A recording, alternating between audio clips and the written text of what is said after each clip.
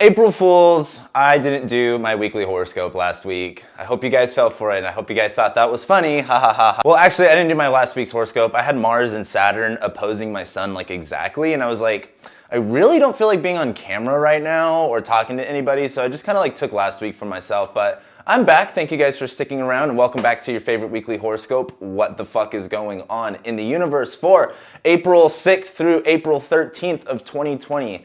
It does not feel like April. It feels like 2 weeks ago Kobe died. Still processing how fast time is moving right now. Anyway, we have not a crazy week. Honestly, I think there's gonna be, like, this is kind of like the beginning of a storyline type week. If I pull up this week's highlights, we're gonna be having Mars squaring Uranus starting this week off, which is gonna give us a little bit of an edge. It's gonna feel a little bit erratic, a little bit volatile, but I think that that's gonna be fun. It's gonna kind of help us get a little bit creative and kind of get out of our comfort zones a little bit. As well, this week, we're gonna be having the full moon in Libra, which I think would be nicer if we can actually go out and enjoy it with other people, but full moon in Libra still, I guess, going to be nice to at least enjoy at home, maybe. Also this week, we're going to be having Mercury enter Aries and finally get the fuck out of Pisces. I'm fucking done with Mercury and Pisces. I'm so done. And this week, we also have Venus entering Shadow. And this is why I said this week kind of starts the beginning of a storyline almost. Because as Venus enters Shadow this week, she's going to be, I mean, she's in Gemini for the next 4 months. Like, Venus does not leave Gemini for a minute. And Venus is gonna, if you go outside, which you should to go get some fresh air, but don't touch people, or stay distant, you know that. Anyway, go outside, look at the bright, shiny thing in the sky on the western horizon. That's Venus. Venus is gonna be making her max elongation here really soon. She'll be as bright, as tall as she can be, and then she'll start retrograding, come back down, come up as the morning star on the other side. So, as Venus starts that process this week and enters Shadow, this is where she'll be going over that space in the sky again.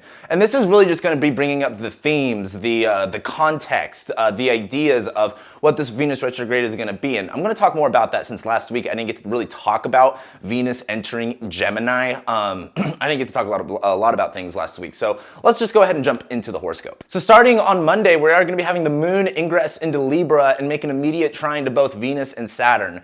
Finally, we have a chill, I don't want to say a chill astrology day because we also have Mars square Uranus, but like having the moon going into Libra where we want to delegate, we want to balance things, and I know balance is such a general word to use for Libra, but it's good. It's the best word. It's the perfect word for Libra because balance isn't always about, you know, making sure, you know, you don't rock the boat, but balance is kind of like, hey, if you're going to have, you know, chaos and destruction over here, have great things happen over here. And it's kind of about kind of leveling that out a little bit as the moon goes into Libra where, you know, this is about reaching out, making connections, building bridges. This is kind of about like, hey, how can I make this easier for me? How can I be resourceful? How can I delegate situations? How can I kind of, you know, counteract one thing with another thing? And that sounds a little bit weird, but as the moon is going to be trining Venus and trining Saturn, this is going to be giving us a lot of creative new ideas to work with here. Saturn's in Aquarius. It's time to do something different, get a little bit unique, get a little bit more strategized. And as Venus is in Gemini, we're, you know, like we're just curious. So, you know, if you're curious about something, go ahead and do it on Monday. But also on Monday, as we have Mars squaring Saturn, I think this is where it's going to get difficult because Mars is in Aquarius where, you know, we want to do things our own fucking way and fuck society and fuck everyone's rules. We're going to do things how we want to do it, how we want to go about it. But as Uranus is squaring Taurus, like, it's going to be kind of hard to, you know, Uranus and Taurus is interesting because Taurus is very fixated, right? It's a fixed sign.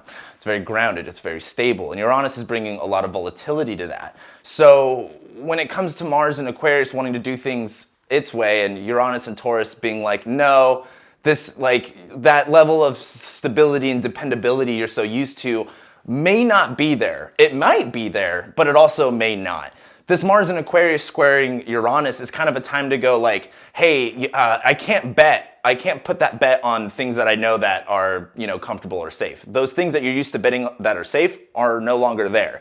And this is kind of about forging things on your own. It's kind of like, you know, let's say this was an apocalypse situation. Mars in Aquarius is kind of like, you know, exile yourself from the city, go somewhere in the mountains and forge things for yourself. But as Mars squares Uranus, it's kind of like those dependable, stable things you're used to are going to be a little bit different. They're going to be a little bit erotic. So as we start this week, what I want to say is do something different. Get creative. Get out of your comfort zone. This is a great time to do it. And as we jump into Tuesday, this is where we're going to be having our second highlight. This is where we have the full moon in Libra. And again, we're in Aries season. Usually we're so charged up, we're so focused, we're intentful. But as we get to the full moon in Libra, this is kind of about going like, hey, now, in a sense, it's kind of like enjoying the fruits of your labor. You put energy into something, you get a reward. And that's kind of like the idea of Aries Libra. However, as this full moon in Libra is kind of happening, I want you guys to kind of go like, hey, what am I engaged with? And who am I engaging that also with? Libra, I don't like to do the whole signs rule, all these things. The planets kind of do that. But Libra is about other people. It is about that reflection. And so as we have this full moon in Libra here, what you're doing, what you're initiating, what you're engaged in, look how that's reflected in your relationships. And I know that's kind of weird to say, but I think that's going to be a really big deal as Venus starts to go through Gemini and end up retrograding. This full moon in Libra is really just going to give us an idea of who, not necessarily like who our partners are, like if you're in a romantic sense. This could be a lot of thinking about that, but this is kind of like, who are we engaged with? Who are we, oscillating with? Who are we working with? And what is that creating? Are we creating the harmony that we're looking for? Are we creating the fun, the aesthetic atmosphere that we're looking for? And if not, where can we do something different with that? Because also on Tuesday, we're going to be having Mercury in Pisces make a sextile to Jupiter. And of course, Jupiter's in Capricorn. Let's, fucking slap some duct tape and WD-40 on it and call it a day. It's fixed. And Mercury's in Pisces. It's like, well, I don't want to read all of the directions and all the notes, so let me just try to fucking wing it.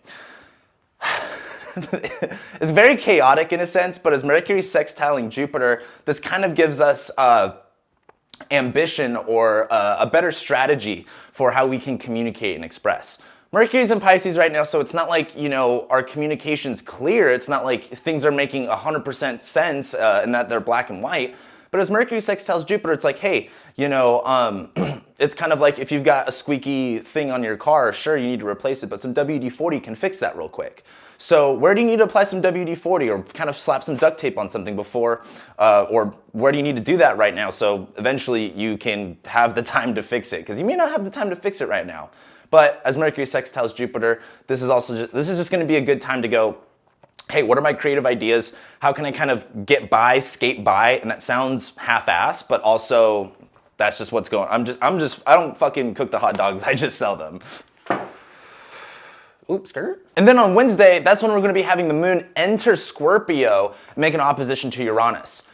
This is going to be challenging. The moon's in Scorpio, it's in its sign of fall here. The moon doesn't really like to be here. It's kind of gunky, it's kind of icky, But as it opposes Uranus, there's this sense of volatility there. And the one word I really want to use to describe this is scarcity. What do we feel, how do I want to phrase this? There's a sense of scarcity that comes up. What are we lacking? What is worth holding on to? I talk a lot about that with the moon in Scorpio. It's so much like, I need to hold on to this for dear fucking life and I can't let go of it because it'll end me and it's all I have. And that intensity is going to kind of come about us on Wednesday. And as it opposes Uranus, there's this sense of, I don't want to say insecurity it can be a little bit insecure, I guess, emotionally, but insecure in the sense that, like I said, with Uranus and Taurus, those stable, safe, grounded things that we're secure in, they may still provide that, but they also may not. That's Uranus. That's kind of the gamble here. And as the moon goes into Scorpio, makes that opposition to it, you can feel that lack of, that sense of scarcity, that fear, that that can kind of overwhelm us in a sense it can overwhelm us and make us make dumb decisions. Which on Wednesday, I want you guys to know that it may feel scary, it may feel like kind of hard. But this is kind of a time to get kind of real, kind of get serious, get fucking real and raw with yourself, Don't lie to yourself and say, oh, there's this lack of, there's this scarcity. I'm not saying that those things aren't real, but you telling yourself that and you feeling all those emotions doesn't help when you need to go get something, you know what I mean? If you're in an apocalypse situation and you don't have any food and you get all scared about not having food and you don't do anything about it, you're not gonna eat. You kind of have to, toughen up and go, all right, it's time to get fucking serious because I'm fucking hungry and it's time to go get whatever I need to go get. But also on Wednesday, the moon's gonna be making that square to Saturn and Mars. This is what's gonna be, I think, the most frustrating thing, because Saturn and Mars in Aquarius, I mean, this is Aquarius. It's basically, alter ego Leo, where Aquarius is kind of like, I want to do things this way. It needs to be this complicated situation. I need to be not extremely involved in the front side, but on the back side of things. And as the moon squares that, there's this conflict of interest of this is Scorpio. Scorpio's it's either the Scorpio way or the highway. And Aquarius kind of says the same thing. So as the moon squares Saturn and squares Mars, there's this sense of like, what do I need to do? What do I need to hold on to? What do I need to go after? Or what do I need to protect in order to get these things, in order to do the Mars, Saturn, and Aquarius stuff? And so on Wednesday, it's gonna kind of challenge us to kind of go like, hey, what are we insecure of? What are we frustrated with? Especially because this is all fixed signs. The fixed signs want to keep things stable, want to keep things, just moving right along. And when you have all of these squares and oppositions, it's kind of like, you kind of have to fight for that stability. You have to fight for that, consistency. Then as we get into Thursday, that's when the moon is actually going to be making a trine to both Neptune and Mercury. This sounds rather nice. Although while the moon's in Scorpio, trining Neptune, it can be really easy for us to create worst case scenarios and be really imaginative with our fears. So try not to play into that, especially while Mercury's in Pisces, where we could just start saying shit and it kind of just turns into a wildfire. We don't want that. But also on Thursday, the moon is going to be making a sextile to Jupiter. So there is this sense of support of kind of like, hey, how can we, again, slap some duct tape and put some WD-40 on the situation to kind of loosen up the gears a little bit more. Then as we get into Friday, the moon's going to enter Sag, make an opposition to Venus, which, it'd be so much better if we could all go out and party. This would be such a good time to go out, would be Friday, because the moon's going to be in Sag, philosophical, optimistic, we're hopeful, we're, excited. And as it opposes Venus, this is what I think is interesting, because the moon in Sag wants to explore and discover and go after, its ambitions and its dreams. But Venus in Gemini is kind of like, ooh, but what's this? Ooh, but what's that? Venus in Gemini is very curious, and as we have that Moon-Venus opposition, there's this sense of I don't want to say the curiosity killed the cat, but what he found brought him back. This is more of a sense of like, well, it is kind of like that in a sense. I don't want to say you're gonna die if you get curious, but this is more of like, if you are curious, if you're wanting to explore something, Venus in Gemini is a great time to do it, and this moon opposition to Venus is a good time to reflect on what that means for you, on like, hey, am I receiving stimulation from this? Am I receiving the things that I want from this? That's kind of the whole Venus and Gemini MO. But also on Friday, we're gonna be having Mercury move into Aries, which Mercury in Pisces sucks, but Mercury in Aries is blunt. So if you want to have a conversation and not have an argument, like Mercury in Pisces might be better. But if you're ready to confront something, Mercury in Aries is going to be better. Mercury in Aries is blunt. The way that we express our ideas, they're very clear. They're ready to go, essentially. And as Mercury goes through Aries for the next couple weeks, this is going to kind of help us clear our minds up a little bit more, as I'm sure you guys can assume. But Mercury in Aries is also just going to be really good for being tactful, being very clear, being very, being able to address all of the things that we've been confused about since Mercury retrograded in Pisces. But then also on Friday, Venus enters shadow. And it all begins. Venus, and we're going to talk a lot about this as it moves forward. And by the way, me and Joe Gleason, if you follow her on Twitter, she has a YouTube channel as well. We're going to be doing another video like we did last year. Last year we did a whole, I think like an hour and a half long talk about the nodes in Cancer and Capricorn. We're going to be doing another one here in the next couple weeks, so be on the lookout for that video. It's going to be really fun. These nodes going into Gemini and Sagittarius are going to be pretty crazy. But as Venus enters Gemini and then goes into shadow, this is kind of like, all right, here we go. What are we searching for? What are we seeking? Venus is about value, what we love, what we want to embrace and indulge in. Gemini's about our ideas, you know, that sense of curiosity, that stimulation that we want to receive, that communication. And as Venus is the evening star in Gemini starting to slow down, we may not be receiving that stimulation that we're really looking for, and we might have to change that up a little bit. And that's a conversation we're going to be having in the future. However, as Venus begins its shadow phase, this is where you're going to start feeling like, I'm not getting enough out of this. This isn't exactly what I want. This isn't stimulating me enough. That's not to say that it isn't enough for you, but that's to say that you're gonna be searching and seeking for more of that. Then as we get into this weekend, on Saturday, Moon's gonna square Neptune. We're gonna be lost and confused. Don't worry about it. It's not like we're clear on shit right now. And also on Saturday, we're gonna be having Mercury sextile Saturn. This is where we can be a little bit more, now that Mercury's in Aries, we're more blunt, we're more clear, we're more direct. Saturn's in Aquarius. Hey, we can do things differently. Hey, we don't have to do shit the way, you know, society tells us to, or the way our parents did it, or whatever, or the way that we were told. We can do things however we want. Mercury and Aries sextiling Saturn is going to be helping us address that and kind of giving that helpful support to kind of be a little bit more in charge of our own lives and our own selves. And then on Sunday, the Moon enters Capricorn. Be interesting, you know, Saturn's not there anymore, Mars isn't there anymore, it's just Jupiter and Pluto in the South Node, baby. So as the Moon goes into Capricorn, it's gonna be a different taste of Capricornness. It's gonna feel a little bit different. But as the Moon goes into Capricorn, again, like I always say, detach, let go of shit. There's a good time to work. If you need to do something that you don't want to be emotional about, do it while the Moon's in Capricorn. And it's going to be squaring Mercury. So the problem with this is your plan, the way that you want things to go in your head, the way that you structure yourself may not work. Someone may call that fucking out. You might be like, all right, Moon's in Capricorn, let's be serious. And the Mercury in Aries is going to be like, why the fuck are you being so fucking serious? Like, you know, like loosen up, let's have some fun, let's get direct, let's get clear. So that might be kind of frustrating because where you want to do things, you want to rely on the system, you might be questioned on that, and you might have to improvise. You might have to implement something different with that.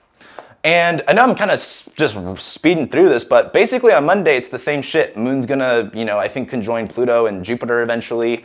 And that's this week. Next week, like, nothing happens. Next week, Sun goes into Taurus, and that's like basically it. So this week, like finally, it's nice that we're gonna be having a nice little break. Things aren't gonna be so intense. This week, like I said, it's kind of like the beginning of something new. So next week, even though it's boring, the Sun's gonna go into Taurus. Being in quarantine is gonna feel 10,000 times longer. Just have fun this week, you know, honestly. This is a really weird times that we're living in. So just enjoy what you can. And also this week, go through it. Do your own thing. I don't even know what to really say right now. This is kind of a weird week, isn't it? Anyway, thank you guys so much for being here, watching, liking, sharing, commenting, subscribing. I love and appreciate every single one of you guys. I'll be doing monthly horoscopes this month as well. They might be a little bit late, but be on the lookout for those. And yeah, I'll be seeing you next week.